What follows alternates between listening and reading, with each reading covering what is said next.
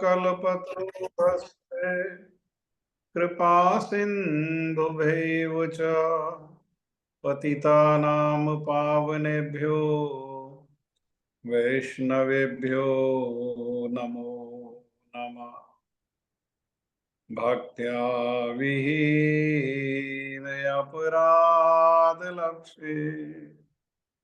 क्षिप्तश्च कामादि तरङ्गमध्ये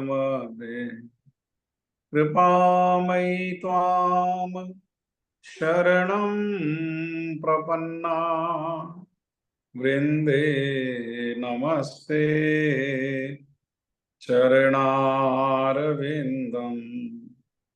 वृन्दे नमस्ते चरणारविन्दम् वृन्दे नमस्ते चरणारविन्दम्।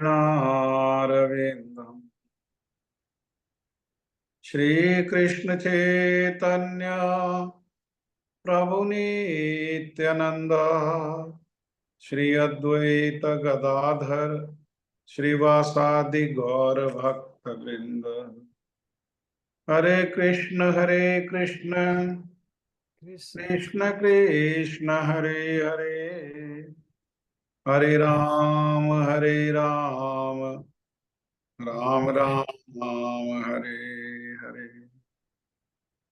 मैं सबसे पहले मेरे गुरुपाद पद्मा नित्य लीला प्रविष्ट ओम विष्णुपाद परमहंस परिव्राजकाचार्य अस्तोत्र शत युगाचार्य श्री श्रीमद भक्ति वेदांत शीला नारायण गोस्वामी महाराज जी के अभय चरणारविंद में अनंत कोटि दंडवत प्रणाम करते हुए उनकी कृपा की याचना करता हूँ।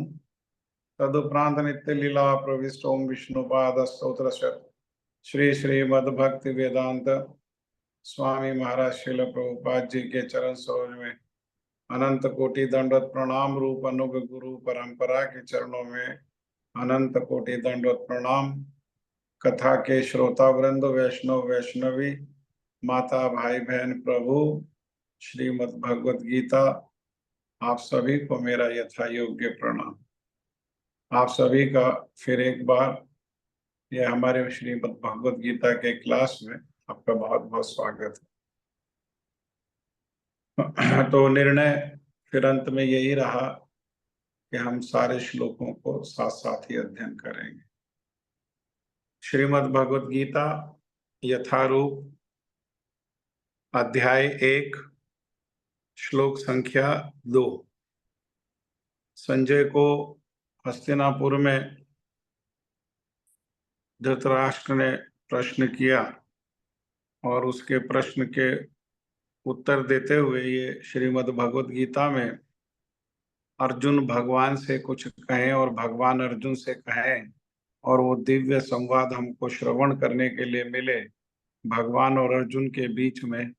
उसके पहले ये संजय के द्वारा सेटिंग द सीन वो यही बताने का प्रयास कर रहे हैं कि पांडवों के पक्ष में कौन कौन से योद्धा हैं और कौरवों के पक्ष में कौन कौन से योद्धा हैं। संजय उवाच दृष्ट्वा तु पाण्डवानीकं व्यूढं दुर्योधनस्तदा आचार्यम् उपसंगमे राजा वचनम् अब्रवीत्। दृष्ट्वा तु पाण्डवानीकं व्यूढं व्यूढं दुर्योधनस्तदा आचार्यमुपसंगम्य राजा राजा वचनम् वचनं अब्रवीत्। ब्रवीत्। अब बोलिए, आप बोलिए बारी बारी से।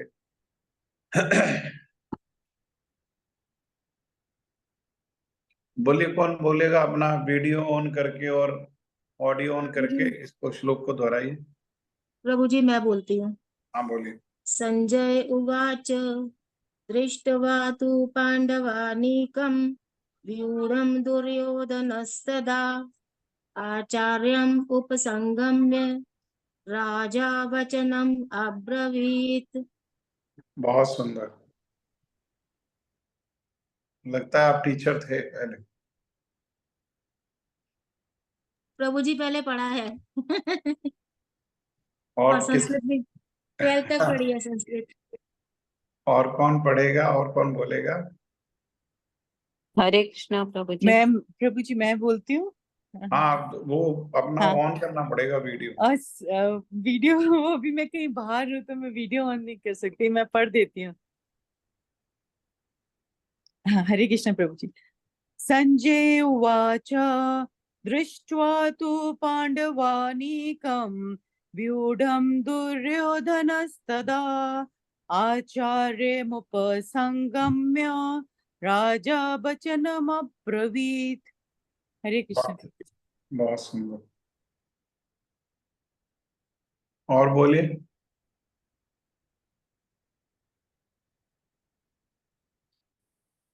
कौन बोलेगा? हरे कृष्णा प्रभु जी। आप तो बाहर नहीं हो ना, तो वीडियो ऑन करो। हाँ जी। बोलिए। संजय उवाच दृष्ट्वा तु पाण्डवानीकं व्यूढं दुर्योधना तदा आचार्यम् उपसंगम्य राजा वचनम् अब्रवीत्। बहुत सुंदर। आप तो सभी पंडित लोग हो। और कौन है? अगले पंडित जी कौन है? जी मैं कहता हूँ पंडित तो नहीं हूँ बट हाँ। हरे कृष्ण प्रभु जी। हरे कृष्ण। दृष्ट्वा तु पाण्डवानीकं व्यूढं दुर्योधनस्तदा आचार्यमुपसंगम्य राजा वचनमब्रवीत्। संजय उवाच भी बोलना पड़ेगा। संजय उवाच दृष्ट्वा तु पाण्डवानीकं व्यूढं दुर्योधनस्तदा आचार्यमुपसंगम्य राजा वचनमब्रवीत्। Very good. और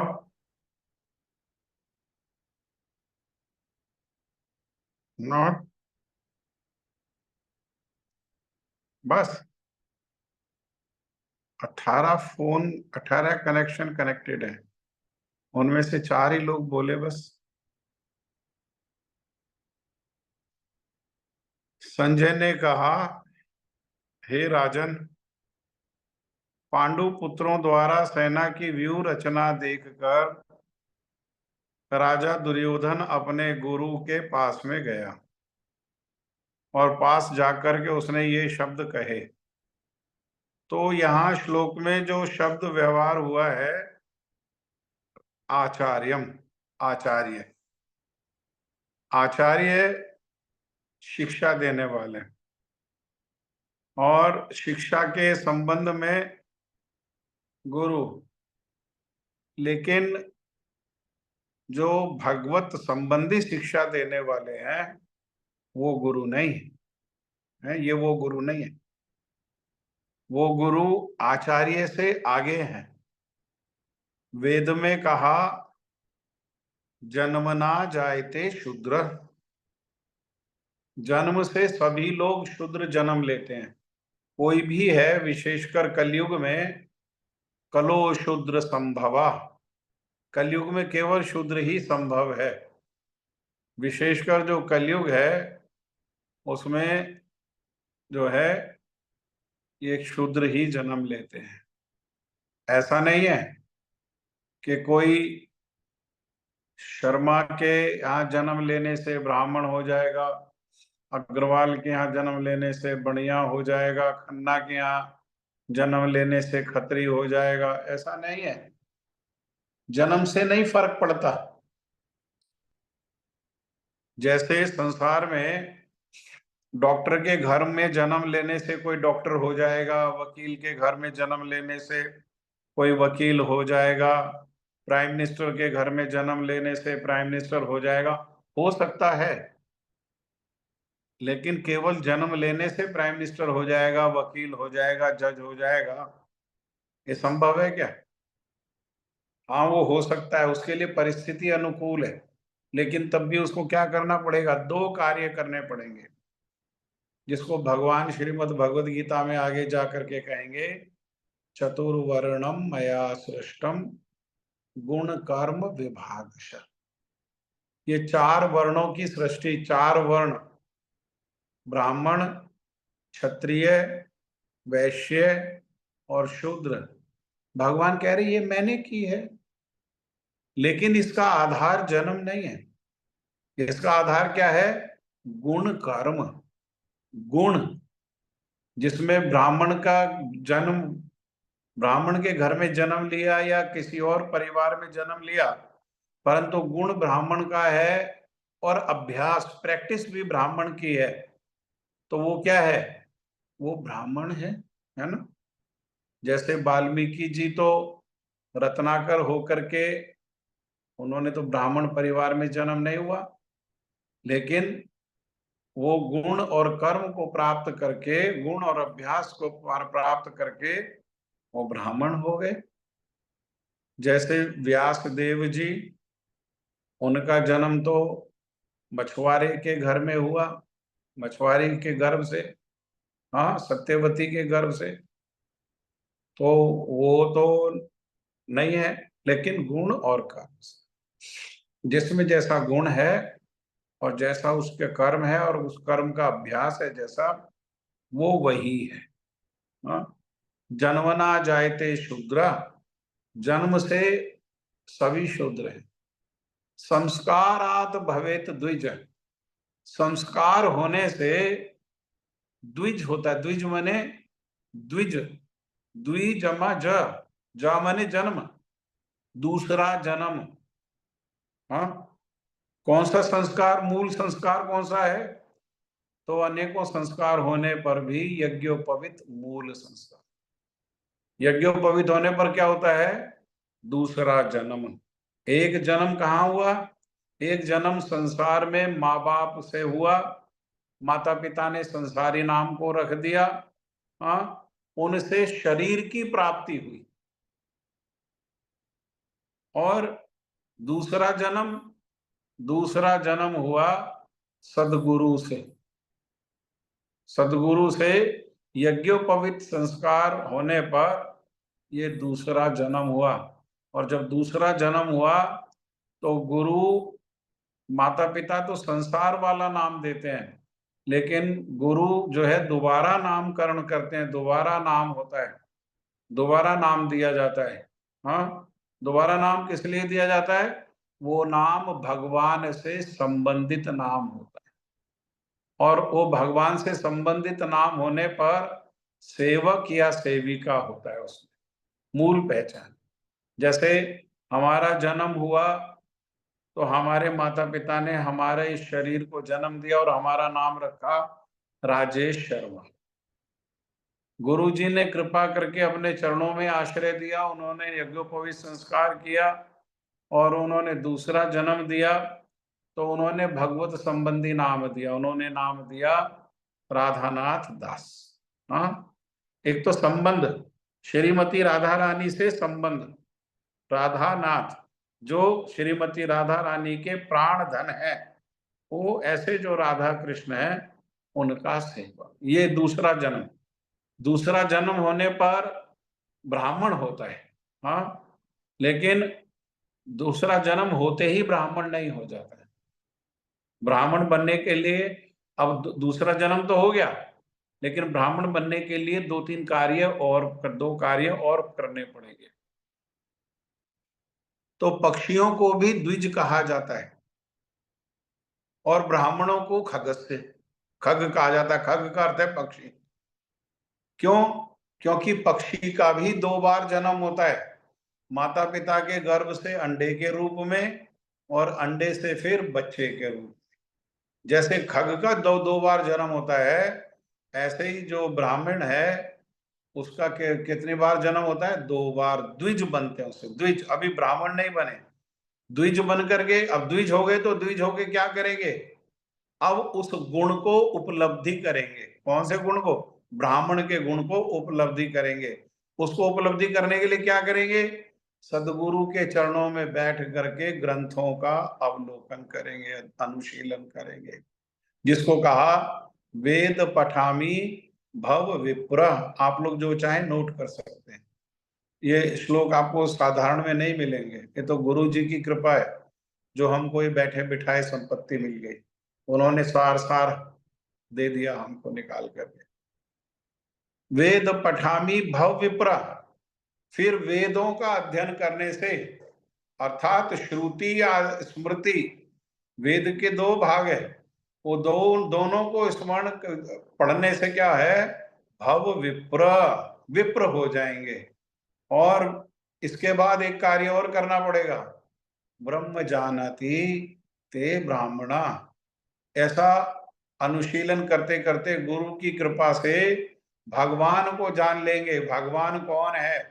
हाँ, बहुनाम जन्मनाम अंते ज्ञानवान माम प्रपद्यते वासुदेव सर्वमिति सहमात्मा सुदुर्लभम। क्या होगा? वेदों में तो भगवान के लिए क्या कहा, नैति नाइति नाइति नाइति नाइति, ये भी नहीं, ये भी नहीं, ये भी नहीं, ये भी नहीं, ये भी नहीं।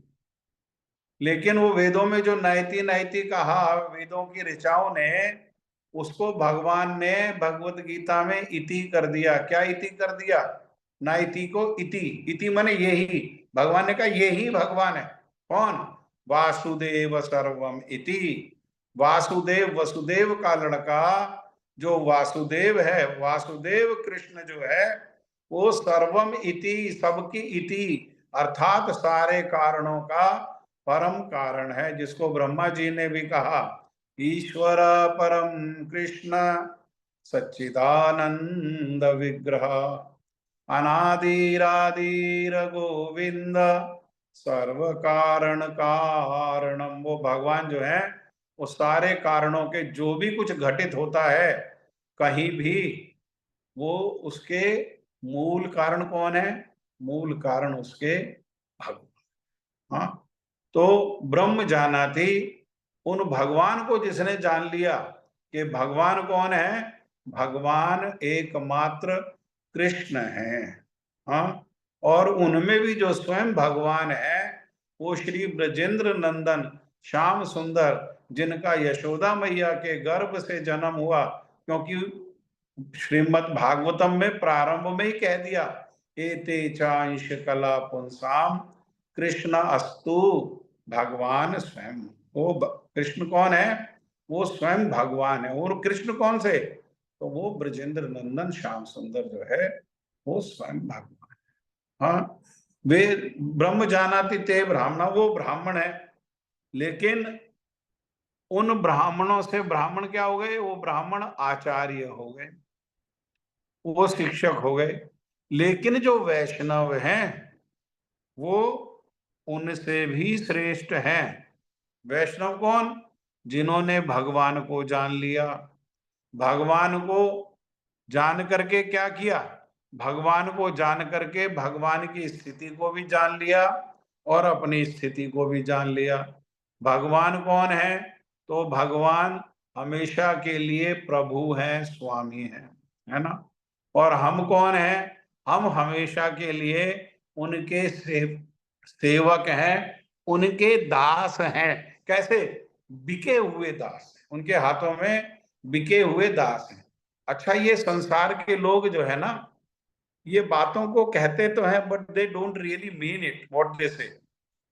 हर रोज सुबह और शाम दीपक दिखाएंगे जो लोग सभ्य हैं और आरती करेंगे, तो आरती जो है भारत में जो ज्यादा विख्यात प्राप्त हुआ आरती को, वो हुआ ओम जय जगदीश हरे। तो उस आरती में बहुत सुंदर आरती है, सारी बातें उस आरती में हैं और हम उस आरती में कहते भी हैं, लेकिन ना तो हम सोचते हम क्या कह रहे हैं, बस कहने के लिए ही कहना है, क्योंकि दूसरे कह रहे हैं, हम भी कह रहे हैं।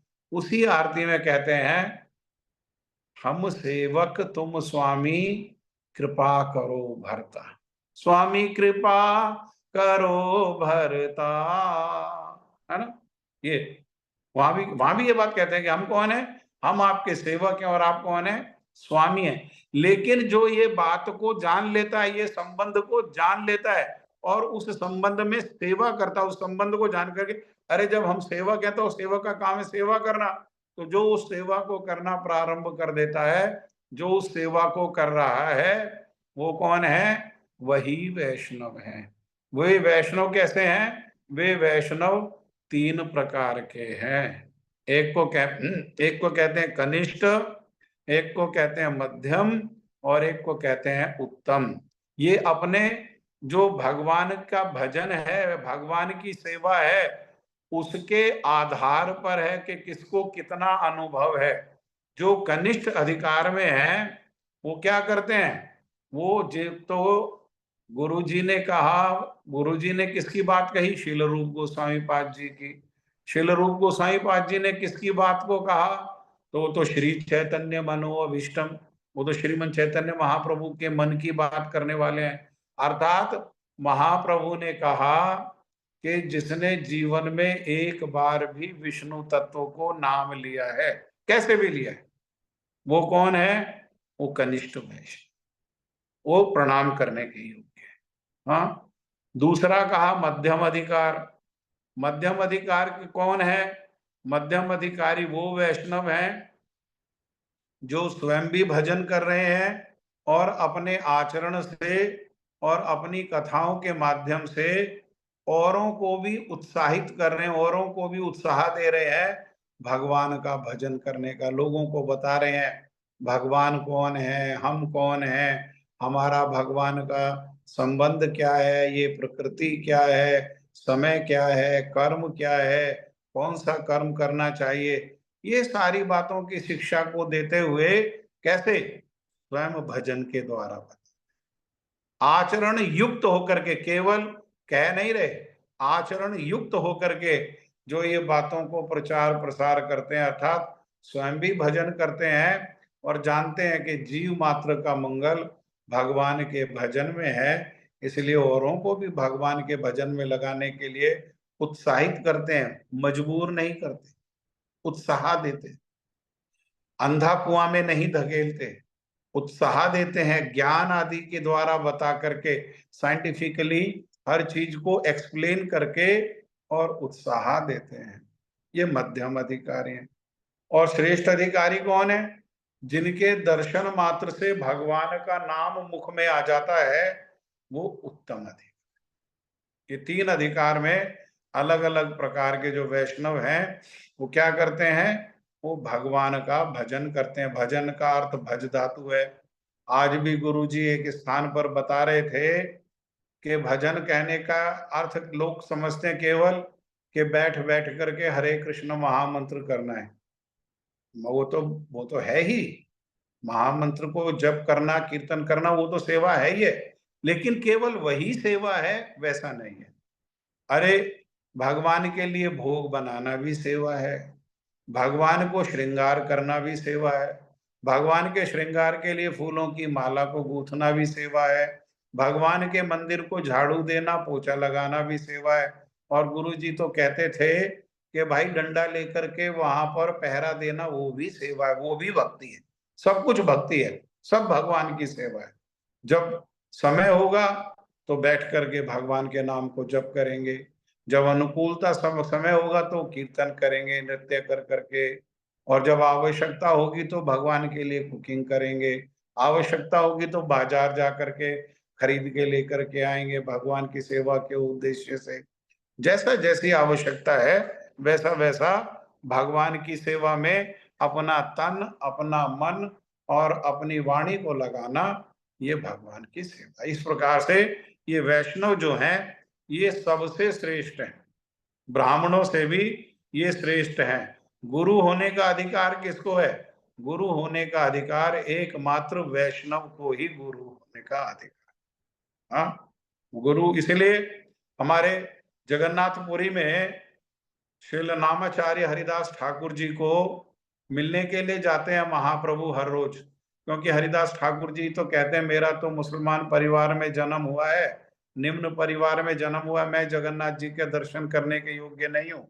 वे जगन्नाथ जी के मंदिर में नहीं जाते, लेकिन महाप्रभु कृपा करके जगन्नाथ जी को दर्शन करके वहां से प्रसाद लेकर के हरिदास ठाकुर जी के पास जाते हैं, उनको जाकर के प्रसाद देते हैं और उनसे बैठ बैठ करके वार्तालाप करते हैं। और उनसे बैठ करके वार्तालाप करते हुए उन्होंने यही प्रश्न पूछा कि हरिदास एक बात तो बताओ, ये साधु कौन है? तो हरिदास ठाकुर ने कहा, जिसको महाप्रभु ने स्वीकार किया, हरिदास ठाकुर ने कहा कि कृष्ण भक्त ही साधु है। जिसने अपने आप को भगवान श्री कृष्ण की सेवा में लगाया है, भक्ति में लगाया है, एकमात्र वे ही साधु हैं। और ये साधु दो प्रकार के होते हैं, एक प्रकार के विरक्त साधु और दूसरे प्रकार के गृहस्थ साधु। घर में रहकर भी साधु है और वन में रहकर भी साधु है।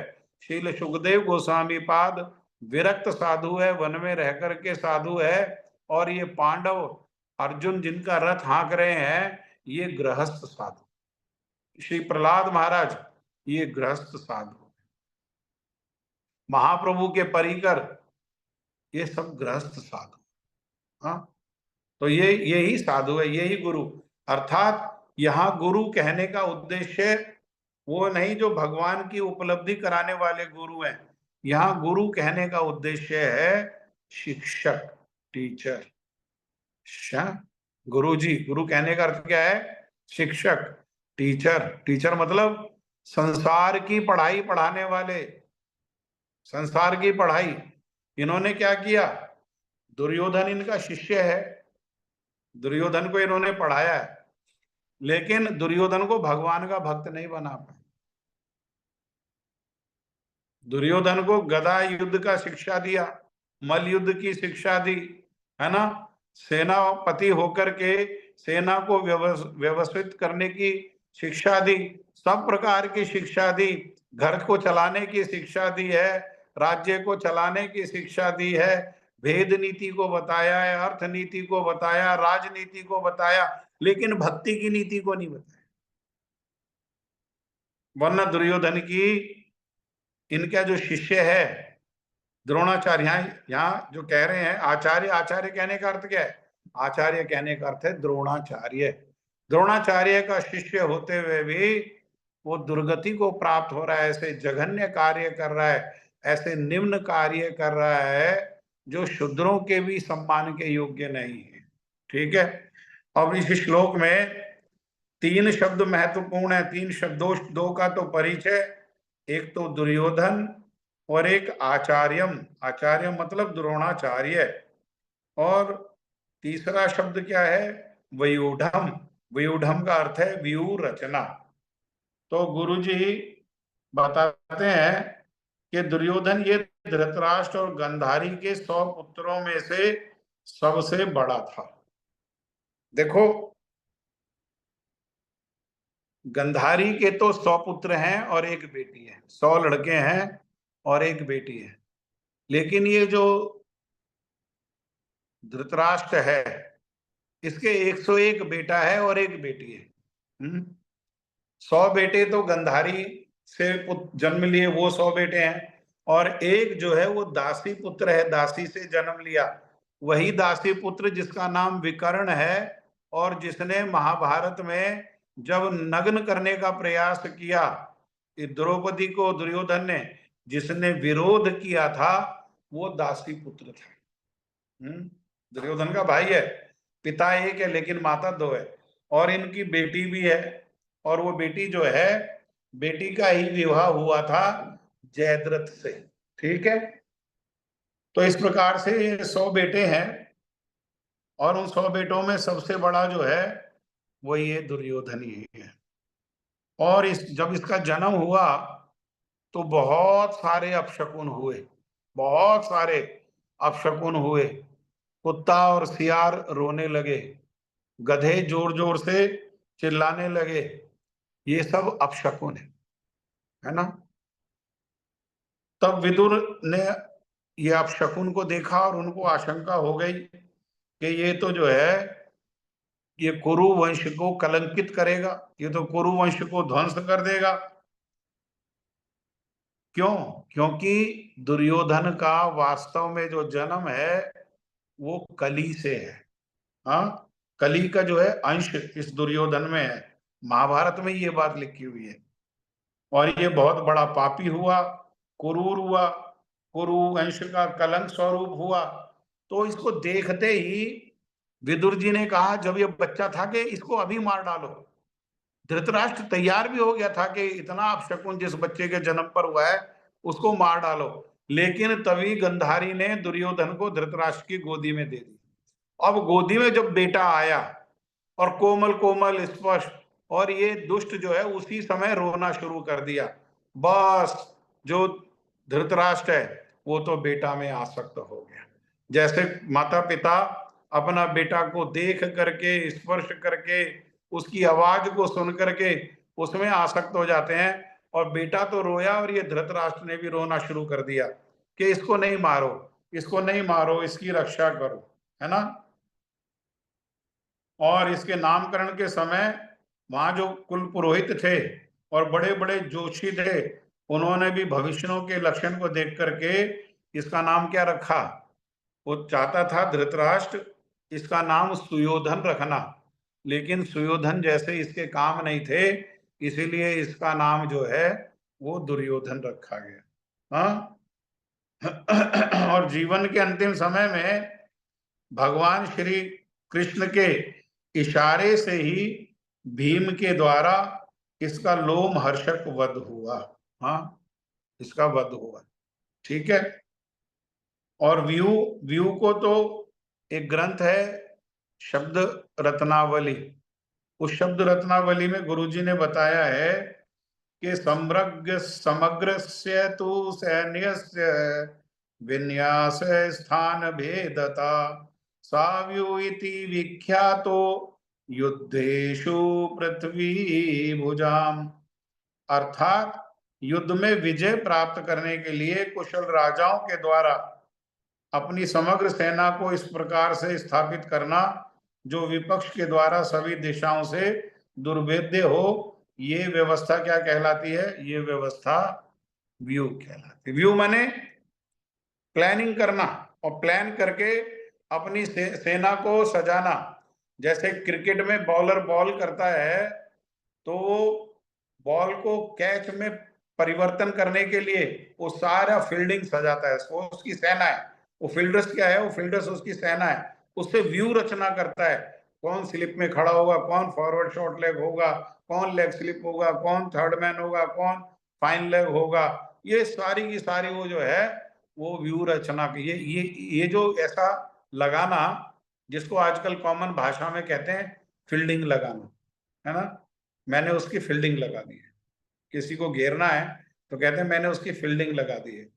इसी को कहते हैं व्यू रचना। अपनी सेना को व्यवस्थित करके ऐसा सजाना कि शत्रु के लिए वो भेद नहीं मिले, कहीं से स्थान नहीं मिले अंदर प्रवेश करने का, और ये सेना युद्ध करते करते आगे बढ़ती जाए और युद्ध में जीत ले। अब तीसरा जो बात आती है वो आती है द्रोणाचार्य। द्रोणाचार्य जो है यहाँ पर गुरुजी ने बिल्कुल साफ बताया। गुरुजी ने नहीं कहा ये गुरु हैं, गुरुजी ने कहा ये अस्त्र और शस्त्र के सिखाने वाले आचार्य हैं। ये स्वयं महर्षि भारद्वाज जी के पुत्र थे। और द्रोण जब कहते हैं तो द्रोण का अर्थ होता है कलश, अर्थात इनका कलश से जन्म होने के कारण इनका नाम क्या रखा हुआ, इनका नाम प्रसिद्ध हो गया द्रोण। और ये अस्त्र शस्त्र विद्या की भांति वेद विद्यांगी शास्त्रों में निपुण है। इन्होंने महर्षि परशुराम जी को प्रसन्न करके उनके निकट सरहस्य धनुर्वेद आदि विद्याओं का अध्ययन किया, क्योंकि जो परशुराम जी हैं वो केवल और केवल ब्राह्मणों को शिक्षा देते थे। तो ये ब्राह्मण थे और ब्राह्मण होकर के इन्होंने सेवा किया। गुरु से गुरु के हृदय की बात कैसे मिलती है, गुरु को जिससे प्रसन्नता मिलती है वो कार्य करें अगर, और उससे गुरु को सुख मिले तो उस सुख का परिणाम क्या होता है, उस सुख का परिणाम होता है उस शिक्षा का प्राप्त हो जाना। बस यही विधि हमारे गुरुजी ने तो यही विधि बताया। बहुत ज्यादा बुद्धि लगानी पड़ेगी, बहुत ज्यादा ये ना, सेवा से। जैसे हमारे गुरुजी के गुरुजी हमारे परम गुरुजी श्रील भक्ति प्रज्ञान श्री केशव गोस्वामी महाराज जी वो एक बहुत बड़े धनाढ्य परिवार से थे, इतना धनाढ्य परिवार। और परिवार में दो भाई थे, तो बड़ा भाई तो पहले ही संन्यास ले लिया, अकेले सारी संपत्ति के स्वामी थे। इतनी बड़ी संपत्ति थी कि खेतों को देखने के लिए उस समय घोड़े पर जाना पड़ता था, घोड़ा में चढ़ करके खेत को देखने के लिए जाते थे कि सेवक कहाँ पर क्या काम कर रहे हैं, फसल कहाँ पर ठीक है, फसल को कोई दोष तो नहीं लग रहा, ऐसा देखने के लिए वो दूर तक जाते थे, है ना। इतना धनाढ्य थे। लेकिन अपने गुरु नित्य लीला प्रविष्टोम विष्णुपाद स्तोत्र श्री श्रीमद भक्ति सिद्धांत सरस्वती ठाकुर शील प्रभुपाद जी से ऐसे आकर्षित हुए कि सर्वस्व उनके गुरु जी के चरणों में दे दिया, सब छोड़ छाड़ दिया, सबसे वैराग्य हुए, केवल गुरु में राग हो गया और संसार में बाकी धन संपत्ति परिवार माँ सबसे वैराग्य हो गया। इतना वैराग्य हो गया कि एक बार माँ ने चिट्ठी लिखी तो प्रभुपाद जी को, और प्रभुपाद जी ने चिट्ठी को पढ़ा तो उन्होंने बुलाया हमारे परम गुरु जी को और उनको कहा कि तुम्हारी माता मरने वाली है, वो अंतिम समय तुम्हें मिलना चाहती है, अपने बेटा का चेहरा देखना चाहती है, स्पर्श करना चाहती है, तो तुम क्या करो, तुम चले जाओ अपनी माँ को मिल करके आओ। गुरु जी ने कह दिया चले जाओ, जाओ मिल करके आओ, लेकिन गए ही नहीं। अगले दिन सुबह जो है वो प्रभुपाद जी ने पूछा कि अरे वो चले गए, तो बाकी ब्रह्मचारियों ने कहा वो तो नहीं गया। तो क्या कर रहा है, कह रहे कल से ना खाया ना पिया, केवल अपने आप को घर में बंद कर रखा है, बंगाल में घर कहते हैं कमरा को, हाँ, अपने आप को रूम में बंद कर रखा है और बस जप कर रहा है और रो रहा है, जप कर रहा है और रो रहा है। गुरुजी ने ब्रह्मचारियों का जाओ उसे बुला के लाओ मेरे पास, बुला करके लेकर के आए। गुरुजी ने कहा मैंने तुमसे कहा था तुम्हारी माँ अंतिम सांस ले रही है, वो शरीर छोड़ने वाली है, तुम गए क्यों नहीं उसके पास।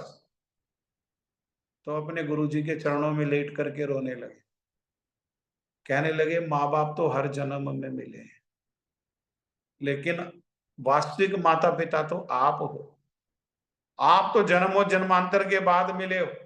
मैं घर चले जाऊंगा और वो रोते हुए अंत में प्राण छोड़ते हुए वो मेरा हाथ पकड़ करके कहेगी बेटा ये परिवार को आगे बढ़ाने के लिए तुम शादी कर लेना, मुझसे तुम प्रॉमिस करो, और मेरा क्या है, मेरा फिर जन्म जन्मांतर के लिए फिर मैं सर्वनाश की ओर बढ़ जाऊंगा, इसलिए मैं आपके चरणों को छोड़ करके एक क्षण के लिए भी कहीं नहीं जाऊंगा। ऐसा गुरु जी में राग। अरे वैराग्य नहीं होगा, राग इतना हो जाए कि बाकी चीजों को भूल जाए, उसी को वैराग कहते हैं। वैराग अभ्यास करने की चीज नहीं है, अभ्यास करने की चीज राग है, मूल राग। राग मने लगाव, राग मने प्रेम। इतना प्रेम हो गया गुरु जी के चरणों में, संसार मल के समान छूट गया। संपत्ति, संसार, संसार के लोग, संसार की आसक्ति, ममता, सब कैसा छूट गया, जैसे व्यक्ति मल को छोड़ देता है और कोई दो कुछ घटता नहीं उसका, बल्कि उसको सोचता है अरे चलो अच्छा हुआ, सुख प्राप्त हुआ, छूट गया सुख प्राप्त, है ना। तो ऐसे जो है उनको इतना उनको राग प्रभुपाद जी के चरणों में। और एक दिन प्रभुपाद जी ने क्या किया, लोहे की गुल्लक को उनके गले में बांध दिया कि जाओ और मेरे लिए भिक्षा करो। हाँ, अब भीख मांग रहा, भिक्षा मतलब भिक्षा, भीख मांगो, जाओ मेरे लिए, किसके लिए, मेरे लिए, गुरु जी के लिए। और चल दिए, गर्मियों का समय और बंगाल में सितंबर में और अगस्त में जानलेवा गर्मी पड़ती है, इतनी ह्यूमिडिटी होती है वहां पर, जानलेवा, विशेषकर मायापुर नवद्वीप आदि में। और वहां गले में गुल्लक बांध करके भिक्षा यापन कर रहे हैं, और इतनी गर्मी हुई, ना खाया ना पिया, और शरीर अब साथ नहीं दे रहा। तो सड़क पर ही, सड़क के किनारे पेड़ के नीचे, सर के नीचे ईंट लगा करके और निढाल होकर के लेट गए। प्रभुपाद जी वहां से गुजरे और प्रभुपाद जी ने देखा कि अरे देखो इतना बड़ा धनाढ्य परिवार का बेटा मेरे लिए, एकमात्र मेरे लिए, हाँ, कैसे निढाल होकर के सड़क पर पड़ा हुआ है, जिसको गद्दों में और रेशमी चादरों में भी जिसको नींद नहीं आती थी, आज मेरे लिए भिखारी बन करके सड़क पर पड़ा हुआ है। उनके हृदय में ऐसी ममता आई, वो उसको देख करके रोने लगे। और उनके हृदय में जितना ज्ञान था, जितना अनुभव था, हाँ, जितना राग था भगवान के चरणों में, सब उसी समय प्रभुपाद जी के हृदय से हमारे परम गुरु जी मतलब मेरे गुरु जी के गुरु जी, हाँ, उनके हृदय में प्रकाशित। ये दिव्य ज्ञान है, ये विधि है। दिव्य ज्ञान हृदय प्रकाशिता। हर रोज हम गुरु पूजा करते हैं सुबह के समय में विशेषकर, तो गुरु जी को प्रार्थना करते हैं कि दिव्य ज्ञान हृदय प्रकाशिता। ये दिव्य ज्ञान क्या है? ये हृदय में प्रकाशित होता है। होगा कैसे प्रकाशित? कि हम आपकी प्राण दे करके गुरुदेव सेवा करेंगे, और हम सेवा नहीं कर पाएंगे अच्छे से, तब भी जैसे माता पिता अपने छोटे बच्चों की तोतली भाषा से प्रसन्न हो जाते हैं, आप अकारण प्रसन्न होकर के, और ये भगवत ज्ञान और ये भगवान के प्रति राग और संसार के प्रति वैराग क्या करेंगे? आप कृपा करके हमारे हृदय में प्रकाशित करें। दिव्य ज्ञान हृदय प्रकाशित है। लेकिन ये ऐसे गुरु नहीं है। ये कैसे गुरु है? यहाँ का ज्ञान जो है, संसार का ज्ञान, बुद्धि से, अभ्यास से, प्रैक्टिस से रट करके ऐसे प्राप्त करना पड़ता है। हाँ, और ये अस्त्र शस्त्र की विद्या जो है, भांति वेद वेदांग आदि शास्त्रों में भी निपुण थे। और परशुराम जी को जाके इन्होंने प्रसन्न कर लिया, और परशुराम जी को जाके प्रसन्न किया तो उनसे धनुर्विद्या भी सीख ली, आशीर्वाद भी मिल गया कि ये अपनी इच्छा से ही मरेंगे, कोई इनको मार नहीं पाएगा। हाँ, इनको नहीं मार सकता। और इनके मित्र हैं कौन? द्रौपदी के पिताजी, उनका नाम है द्रुपद। पांचाल देश के जो राजा हैं वो हैं, तो उनके द्वारा अपमानित, अगले श्लोक में इस बात को चर्चा करेंगे, उनके द्वारा अपमानित होकर के ये अपना परिवार को पालन करने के लिए रोजी रोटी ढूंढते हुए ये हस्तिनापुर में आए। और हस्तिनापुर में जब आए तो हस्तिनापुर में इनके गुणों को देख करके और इनके व्यवहार को देख करके जो बूढ़े बाबा हैं, वो प्रसन्न हो गए। पांडवों के बाबा, कौरवों के बाबा, वो प्रसन्न हो गए भीष्म पितामह, और उन्होंने प्रसन्न होकर के ये राजकुमारों की शिक्षा के लिए उनको स्थान भी दे दिया। कौन सा स्थान दिया? तो जहां आज ये गुरुग्राम है। गुरुग्राम क्यों है इसका नाम? क्योंकि यहाँ ये द्रोणाचार्य जी यहाँ पर रहते थे। हाँ, ये द्रोणाचार्य जी का स्थान, यहाँ पर हस्तिनापुर से आकर के राजकुमारों ने ये गुरुग्राम में आकर के, गुरु के घर में आकर के, होम ट्यूशन नहीं,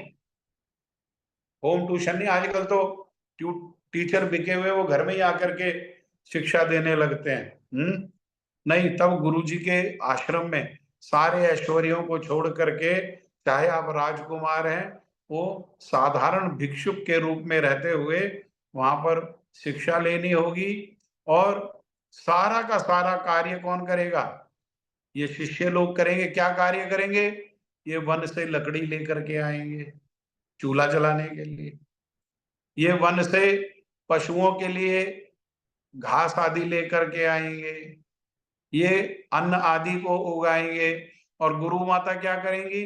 गुरु माता बनाने का काम करेंगी, बनाएंगी, भोग लगाएंगी, और इनको प्रसाद के रूप में जैसे अपने संतान को करेंगे वैसे ही इनको करेंगे। और गुरु जी क्या करेंगे? गुरु जी इनके पालन भी करेंगे, इनकी रक्षा भी करेंगे, और इनको शिक्षा भी देंगे।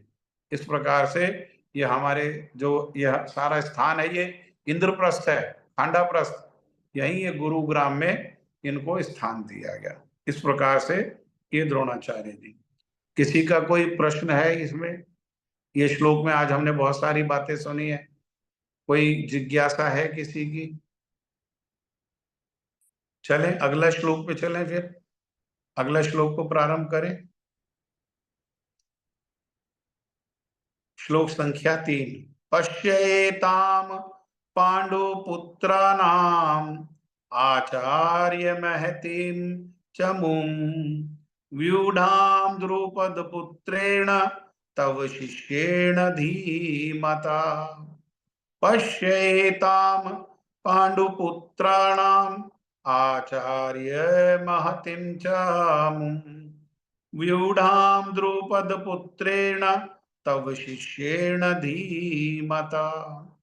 पढ़िए, आप लोग पढ़िए।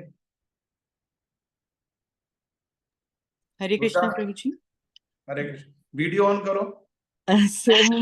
मैं आज नहीं करती, मैं नेक्स्ट टाइम से कर लूंगी। नहीं तो श्लोक पढ़ना है तो वीडियो ऑन करना होगा। बाहर हूँ, मैंने आपको बताया था। कोई बात नहीं, बाहर से करो। कोई बाहर कोई ऐसी चीज थोड़ी, बाहर तो हम भी जाते हैं, हम भी देखते हैं बाहर सड़क है, पेड़ है, रिक्शा हाँ। है, साइकिल है ना। नेक्स्ट टाइम से कर लूंगे। पश्येताम पांडुपुत्राणाम आचार्य महतीं च मूं व्यूढ़ान् द्रुपदपुत्रेण तव शिष्येण धीमता। बोलिए, वर्मा जी लौट आए क्या? बोलिए। आ गए प्रभु जी। मैं पढ़ती हूँ, हाँ, ये चेक कर रहे हैं। पश्यैतां पांडुपुत्राणाम् आचार्य महतीं च मूं व्यूढां द्रुपदपुत्रेण तव शिष्येण धीमता। Very good. जिन लोगों ने पहले नहीं बोला उनमें से कोशिश करो वो लोग बोले, सभी को बोलना है। बोलू गुरुदेव। हाँ बोलिए ना, बोलिए। पश्येतां पांडुपुत्राणाम् आचार्य महितां च मूं व्यूढां द्रुपदपुत्रेण तव शिष्येन धीमता। और बोलिए जिन्होंने पहले नहीं बोला। हरे कृष्णा। हाँ बोलिए, आपने तो बोला, चलिए बोलिए। हाँ जी। पश्यतां पाण्डुपुत्राणाम् आचार्य महतीं च मूं व्यूढां द्रुपदपुत्रेण तव शिष्येण धीमता। और कौन बोलेगा? प्रभु जी मैं बोलूं? हाँ बोलिए ना। ऑस्ट्रेलिया रिटर्न बोलिए। ऑस्ट्रेलिया अभी घर में घुसा हूँ, अभी बस थोड़ी देर पहले, 5 मिनट पहले। अच्छा, बोलिए बोलिए बोलिए बोलिए। पश्येतां पाण्डुपुत्राणाम् आचार्यं महतीं च मूं व्यूढां द्रुपदपुत्रेण तव शिष्येण धीमता। बहुत अच्छा। और किसकी इच्छा है बोलने की? बोलिए।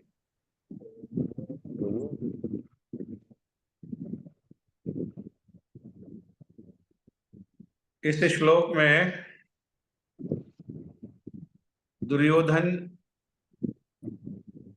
क्या कर रहा है? दुर्योधन जो है वो टीका कर रहा है, टिप्पणी कर रहा है उनके ऊपर, अपने गुरु जी के ऊपर, आचार्य जो द्रोणाचार्य, उनको उनकी गलती का अनुभव करा रहा है।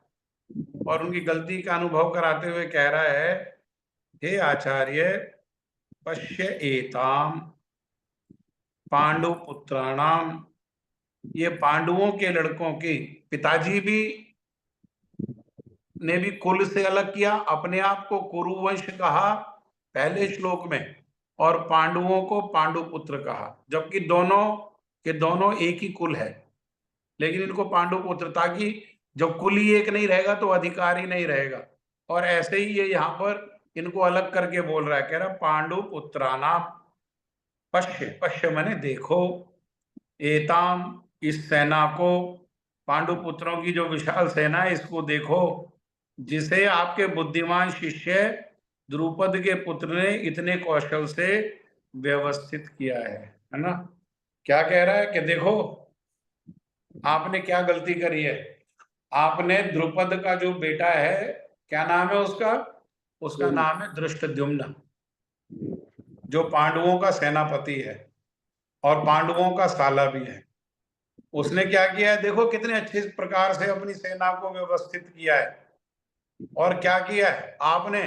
इसी दिन के लिए पढ़ाया था ना कि आज आप ही के विरोध में, है ना, आपके शत्रु पक्ष में खड़े होकर के और सेनापति बन करके आपको ही मारने की योजना बना रहे। ये आपने देखा? आपको पता नहीं, आदमी की पहचान नहीं, जैसे संसार में लोग कहते हैं ना, आदमी का पहचान नहीं, आप जानते नहीं। किसको पढ़ा दिया आपने? कितनी बड़ी गलती कर दी आपने।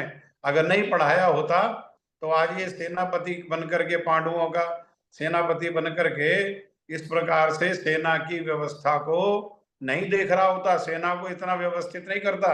देखो कितना सुंदर रूप में व्यवस्थित किया है इसने। कौन है ये धृष्टद्युम्न और क्यों ऐसा इंगित कर रहा है?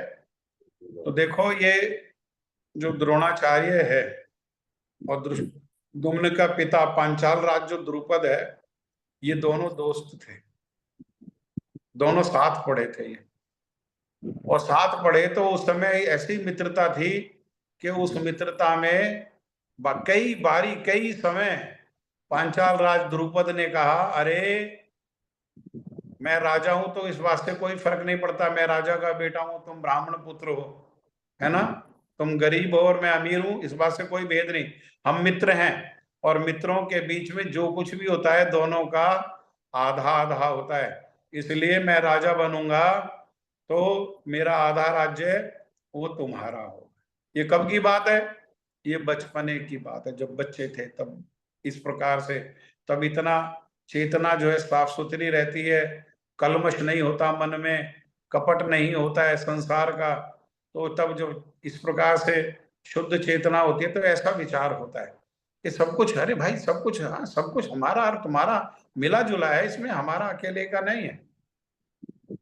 लेकिन समय आने पर दोनों का विवाह हो गया, और विवाह होने पर द्रोणाचार्य जी का विवाह हुआ कृपाचार्य जो कुलगुरु है और कुरुवंश के, उनकी बहन कृपी, कृपाचार्य की बहन कृपी से उनका विवाह हो गया। जब विवाह हो गया तो बेटा जन्म हो गया अश्वत्थामा। लेकिन इतने गरीब थे, धन का इतना अभाव था कि बेटा दूध मांगता था पीने के लिए, तो घर में एक गाय भी नहीं थी कि दूध पिला सके। तो अश्वत्थामा की माँ आटा, क्योंकि सफेद होता है, आटे को ही पानी में घोल करके वो दूध जैसा दिखाई देने लगता है, वही अश्वत्थामा को पिला देती थी। और अपनी इस दुर्दशा को देख करके द्रोणाचार्य बड़े दुखी होते थे।